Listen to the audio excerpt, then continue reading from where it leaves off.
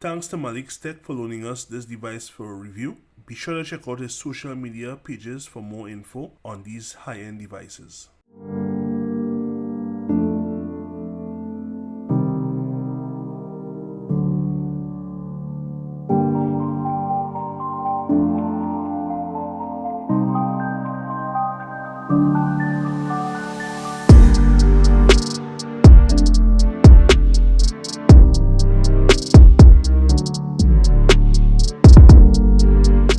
Hey, what's up folks, this is your tech savant and today we're going to be looking at one of the best gaming phones on the market right now, the ROG Phone 5. This is not the Ultimate Edition, but I'm sure if you do pick this phone up, you won't be disappointed.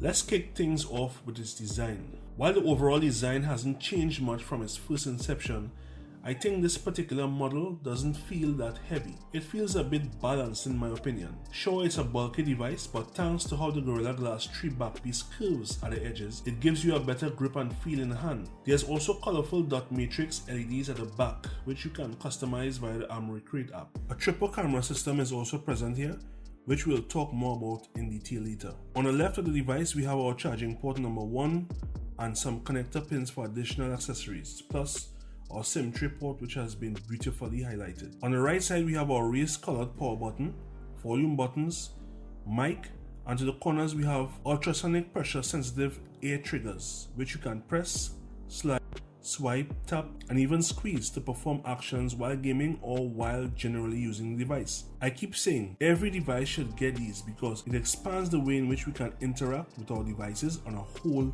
different level. At the top, just a mic, and at the bottom lies the headphone jack that makes its comeback after being removed from the previous version. USB-C port number 2 is here, as well as another mic. Up front, we've got a 6.7-inch AMOLED 1080p 144Hz refresh rate panel with Gorilla Glass Victus protection. It also has 300Hz touch sampling rate for low latency when playing games. There's also a special coating on the display for reduced friction and sweaty fingers. There's additional color settings for customizing the screen as to how you will like it, but overall, there's no complaints here. I mean, the panel was made by Samsung, so yeah, good to go. There's also a front cam that's neatly tucked away in the bezel itself, allowing uninterrupted use of the display. 2 large front-firing speakers are at the top and bottom of the display, and trust me when I tell you, they are loud, but not just loud for being loud's sake. They are some of the best pair of speakers I've heard on a smartphone to date. On the topic of sound,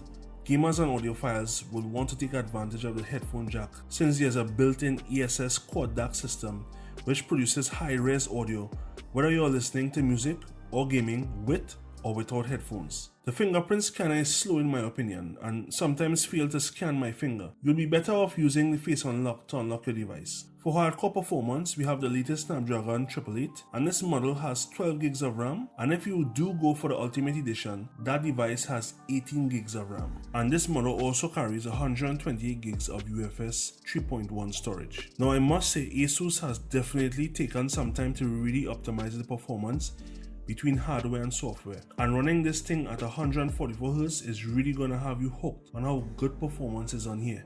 I mean, it's super smooth and buttery, and everything thrown at it is handled without any lagging. While gaming, the middle of the device tends to get a bit warm because there's where the CPU is located. It was placed there as to disperse heat much more efficiently and to also take advantage of the external cooling fan accessory that's sold separately for the regular ROG 5, but it comes in a box with the ROG 5 Ultimate. There's a heavy ROG UI that's gamer themed, and there's Zen UI, which is very close to stock Android. Whichever one you choose to use, you will see no drops in overall performance. The Recreate is where all the magic happens. Here you can adjust settings for getting the best performance possible out of this device. There are preset modes that you can choose from for intense gameplay to just casually using the device on an everyday basis. While gaming, you can swipe left to pull up the Game Genie for more additional controls. Of course, you're gonna need a big battery and great battery life to keep you gaming for hours on end. That's why there's a 6000 mAh battery in here.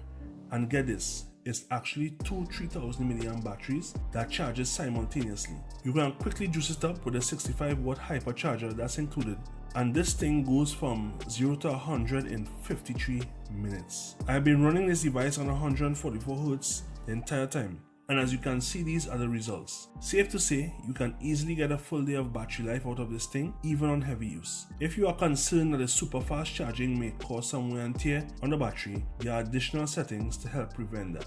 Now, when designing gaming phones, manufacturers don't really put much effort behind their cameras. And while the setup on here is not that bad, I think if your primary objective is gaming and don't really care much about them, then you're good to go. If you, however, care about your photos and videos looking really good, then you gotta look elsewhere. While general photos look good, the ultra wide shots suffer from some softness on the edges, and when taking macro shots, it's a bit hit and miss sometimes when actually getting close enough to the subject.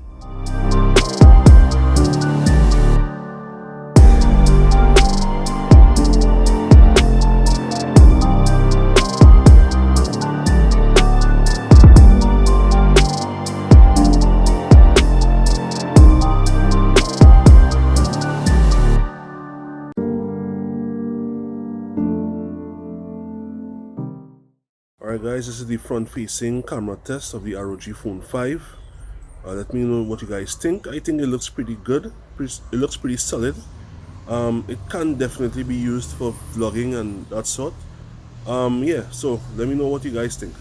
If you're a hardcore mobile gamer, or you're into mobile esports, or just someone who wants the best multimedia experience on a smartphone, then this device should definitely be at the top of your list. Maybe you're looking to make your first gaming phone purchase. Then I made a video previously talking about gaming phones in general and what to expect from them in comparison to other flagship devices. Link to it will be at the end of this video. Let me just mention this. The haptic feedback on this device feels really good while gaming, and doing something as casual like typing or just adjusting the volume. It makes it feel as though the entire device is like a controller of sorts, adding to the whole gamer aesthetic. There are quite a few other gaming phones on the market that offer something a bit different than the other, and the ROG Phone 5 is not to be overlooked. It's a solid device guaranteed not only to meet your gaming needs, but as an overall great device designed to handle anything thrown at it with ease. If you guys enjoyed this video, be sure to leave a like, and if you haven't subscribed, please do so and turn on that notification bell to get notified whenever I drop a video. Thanks for watching.